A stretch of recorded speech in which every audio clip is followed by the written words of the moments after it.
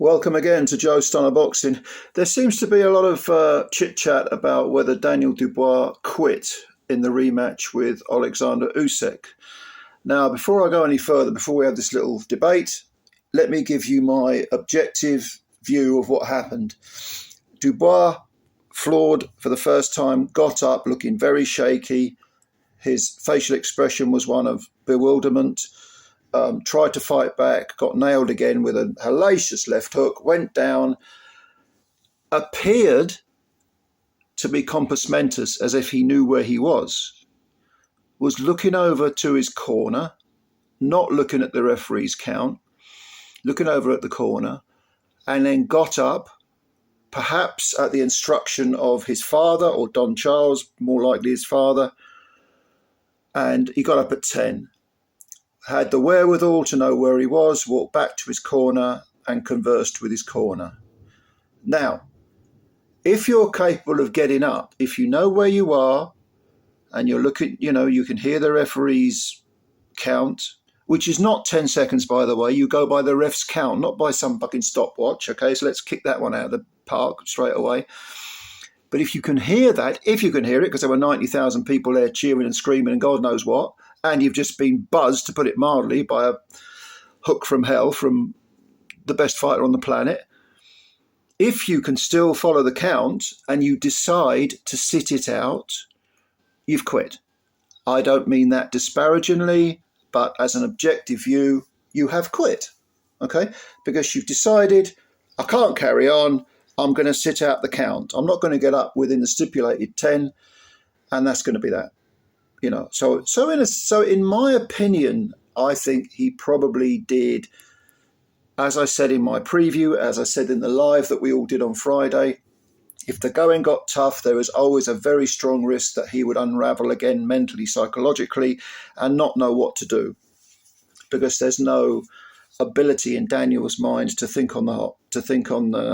vary things. There's no imagination to the kid, because he is, possibly on the spectrum, as they say. You've got to program him, send him out. It's almost robotic, the way he thinks. And if things don't go according to plan, what do I do now, Dad, or Don, or whoever the hell it is? If it doesn't work, he's got no ability to change. In my opinion, it did look like he quit, in my opinion, okay? And I don't mean that disparagingly. Fighters are not here to give up their health for my entertainment.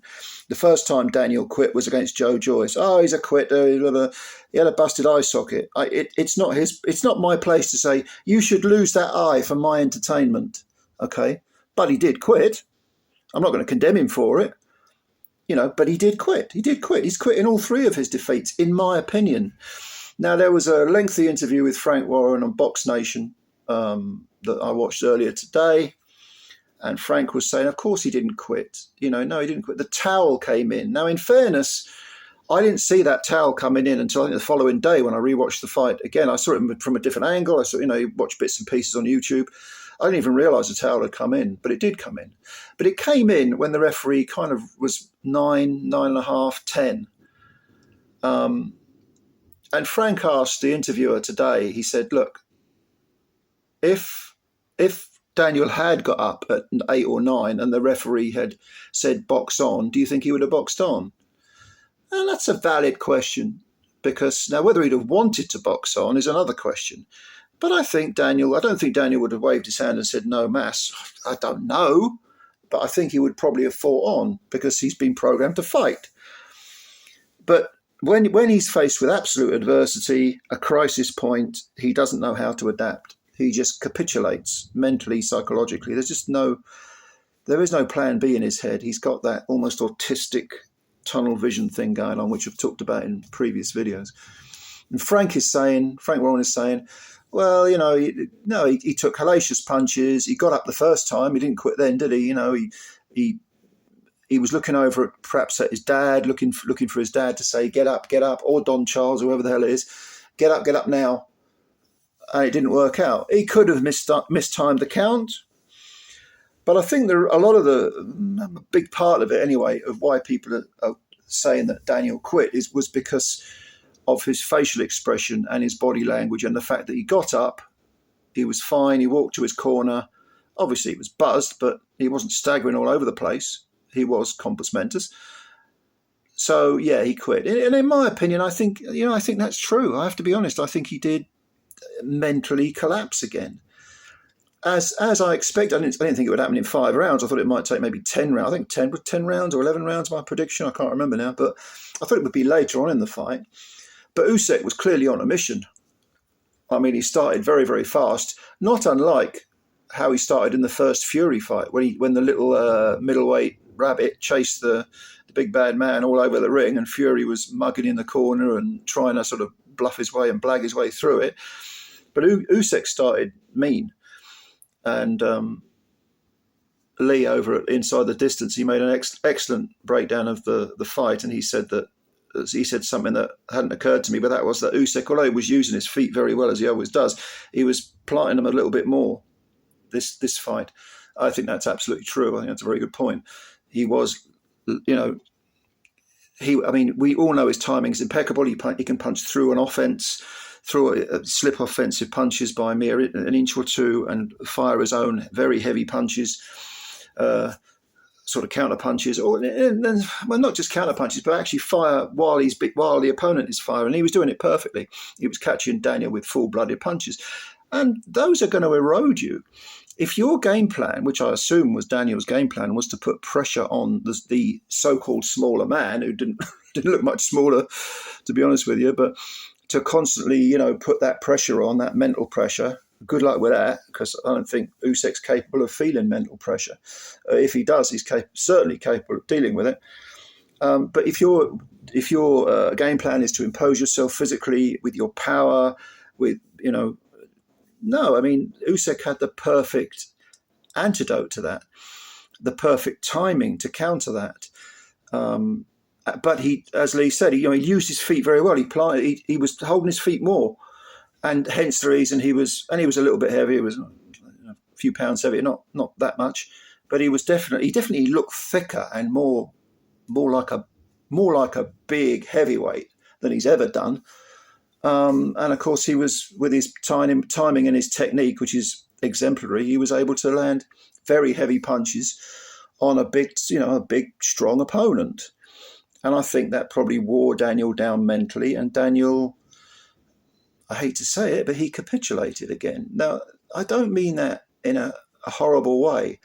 I think Daniel Dubois is probably a nice lad. He's probably, when all is said and done, he's been bred to be a boxer by his old man, who, there's always a chance that the old man's living vicariously through his son. But Daniel, I think, is probably just a gentle giant. He's got a childlike quality about him. He's probably a nice lad. They tried to sort of morph him into this, trash-talking road man, which I don't think many of us are particularly convinced by that. He doesn't need to do that. He's a scary fucker anyway, Daniel Dubois. But of course, the difference between the genuine article, which would be Usyk, is that Usyk, supremely confident, he comes across as being a very kind, funny, charming guy. But if you rub him up the wrong way, he can be a right mean bastard. And that's the toughest people that you meet in life. And if you're as old as me, you've met a few. They're like that. They don't go throwing their weight around. They don't go giving it the big I am. Bullies do that. But the genuine tough guys, and I've seen many a genuine tough guy iron out many a bully, they don't need to flex their muscles and pump the chest out and do all that shit. And Usyk's one of them. Usyk is a tough bastard, and can be nasty. And we saw it on Saturday. And then after the fight's over, he's over in Daniel's corner, despite all the horrible stuff that's been said about him by Daniel's team, not least of all Don Charles. And he's commiserating with Daniel and giving him a few kind words. That to me is a real man. A real man, not a real boxer. We all know he's a real boxer, but that's a real man. Someone who behaves with that level of dignity and respect is a real man for me. And I'm not out to say that Daniel Dubois is in any way a coward or any less of a man because he quit. In my opinion, in that second Usyk fight, that's not my point. But looking at it objectively, he did kind of sit out the count, I think, for me personally. But you may disagree. And if you do disagree, like I always say, leave your comments below. Let me know what you think, whether you agree or disagree, but let me know your reasoning. Leave your thoughts below, your logic, if you like, below. I wanna read that.